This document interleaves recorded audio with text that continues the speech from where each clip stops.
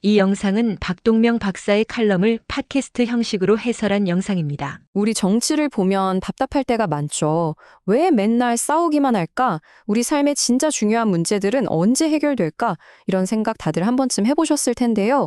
오늘 박동명 컬럼니스트의 글을 바탕으로 이 정쟁의 소용돌이를 헤쳐나가서 정치가 어떻게 다시 국민의 곁으로 돌아올 수 있는지 그 길을 한번 같이 찾아보려고 합니다. 그럼 바로 시작해볼까요?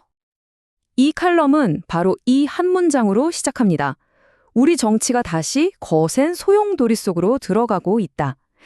정말 지금의 현실을 정확히 꿰뚫는 말 아닌가요?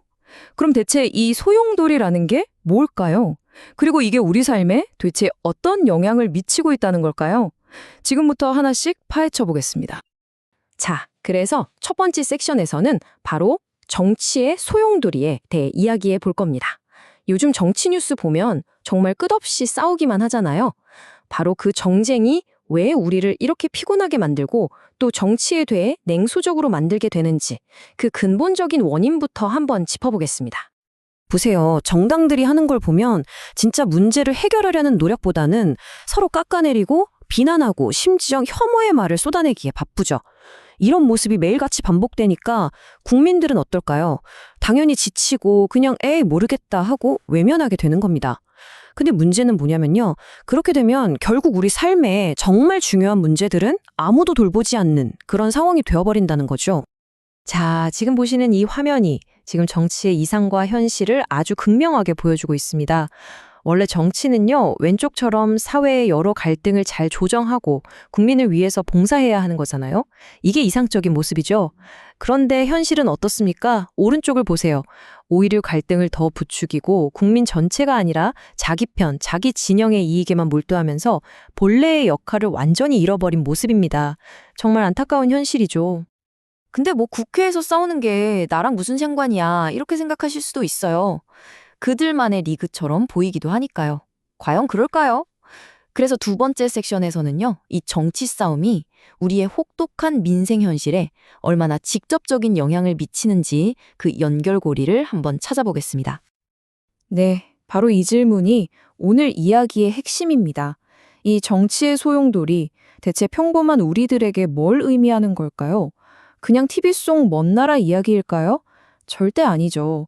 국회에서 벌어지는 그 싸움의 파장은요, 돌고 돌아서 결국 우리 집 식탁, 우리가 마트에서 드는 장바구니, 그리고 우리 월급 통장에까지 아주 직접적으로 영향을 미칩니다.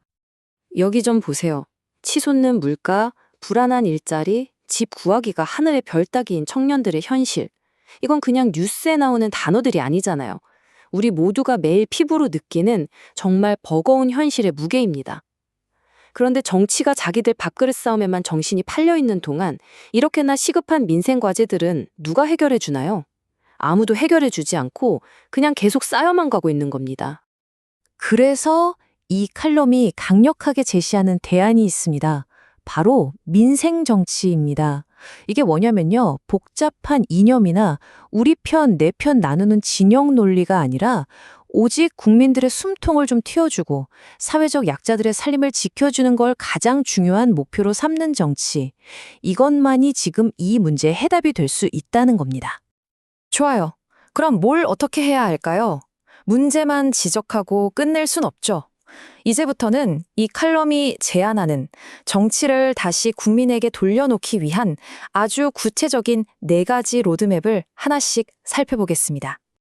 여기 보시는 것처럼 1단계 민생 법안 신속 처리, 2단계 현장 목소리 듣기, 3단계 정치 개혁으로 신뢰 회복, 그리고 마지막 4단계 미래 세대에 대한 투자. 이게 그냥 좋은 말이 아니고요. 아주 구체적이고 실천적인 행동 계획이거든요. 자, 그럼 첫 번째 단계부터 자세히 한번 들어가 볼까요? 첫 번째 단계, 핵심은 바로 즉각적인 행동입니다. 지금 여기 나와 있는 최저임금, 일자리, 주거 안정, 이런 것들 보세요. 이거 하루하루가 급한 문제들이잖아요. 이런 법안들을 더 이상 누가 유리하냐 불리하냐 따지면서 정쟁의 볼모로 삼지 말고 제발 좀 빨리 처리하자는 겁니다. 국민들이 아, 정치가 내 삶을 진짜 바꿔주는구나 하고 피부로 느끼게 해주는 것. 거기서부터 모든 게 시작된다는 거죠. 두 번째는 듣는 정치입니다. 너무 당연한 말 같지만 사실 이게 제일 안 되고 있는 것 중 하나죠. 국회의원 회관, 그 책상에 앉아서 만드는 정책이 아니라요. 직접 발로 뛰면서 공장으로, 동촌으로, 골목 상권으로 가서 현장의 목소리를 진짜로 들어야 한다는 겁니다. 그래야만 그분들에게 정말 필요한 맞춤형 정책이 나올 수 있겠죠. 세 번째 제안은 무너질 대로 무너진 정치 신뢰를 회복하기 위한 시스템 개혁입니다. 사실 국민들이 정치를 믿지 못하는 이유가 있잖아요. 공직자들이 자기 이익 챙기는 것 같고, 그래서 이해충돌 방지 규정을 훨씬 강화하고 아예 국회 안에 민생 상담 창구 같은 걸 만들어서 국민들의 목소리가 바로바로 정치에 반영될 수 있게 하자는 겁니다. 결국 투명성과 책임성을 높이는 제도적인 장치가 필요하다는 거죠. 그리고 마지막 네 번째 단계는 바로 미래를 위한 투자입니다. 이게 정말 중요한 관점의 전환인데요. 교육이나 돌봄, 청년 지원에 돈 쓰는 걸 그냥 비용으로 생각하면 안 된다는 거예요. 이건 없어지는 돈이 아니라 우리나라의 미래, 우리나라의 경쟁력을 키우는 가장 확실하고 중요한 투자라는 거죠. 이런 인식의 대전환이 꼭 필요하다는 겁니다. 자, 이렇게 네 가지 제안을 살펴봤습니다. 그럼 이 모든 제안들이 궁극적으로 향하는 곳은 어디일까요? 바로 정치적 성공의 기준 자체를 완전히 바꾸자는 아주 근본적인 이야기로 이어집니다. 칼럼에 나오는 이 문장이 정말 핵심을 찌릅니다. 국민은 이제 행동과 약속의 이행만을 평가한다. 더 이상 정치인들의 화려한 말, 그럴듯한 약속에 속지 않는다는 거죠. 오직 눈에 보이는 행동, 그리고 실질적인 결과물만이 국민의 마음을 얻을 수 있다는 겁니다. 그리고 그 평가는 이미 시작됐습니다. 그래서 이제는요, 정치인들이 스스로에게 던지는 질문부터 바꿔야 합니다. 왼쪽 보세요. 지금까지는 늘 이번 선거에서 누가 이길까, 어떻게 하면 저쪽 당을 이길까, 이 질문에만 매달렸잖아요. 이 낡은 질문은 이제 버려야 합니다.